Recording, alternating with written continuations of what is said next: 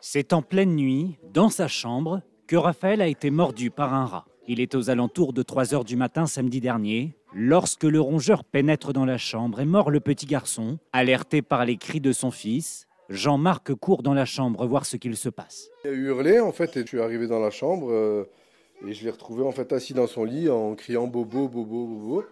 Et puis en fait, quand j'ai allumé la lumière, j'ai vu qu'il avait le visage ensanglanté. Même si le pire a été évité, l'enfant a été mordu au niveau de l'œil, mais aussi au niveau du cou, proche de la jugulaire. Quand je suis rentré, le rat il est sorti dessous le lit. Et donc j'ai coursé le rat en fait jusque dans le salon et puis ensuite dans la cuisine. C'est carrément un film d'horreur. La présence de rongeurs n'est pas anodine. Jean-Marc nous emmène dans un local de l'immeuble. La résidence en est infestée. Des milliers de déjections sont présentes au sol, ainsi que des carcasses de rats morts. Un drame évité de justesse. Devant la résidence, les voisins alertent sur la vétusté de l'immeuble et sont naturellement choqués. Et même nous, maintenant, on est au 3e, mais on a peur. On dit, il est monté au 1er, pourquoi qu'il n'irait pas plus haut?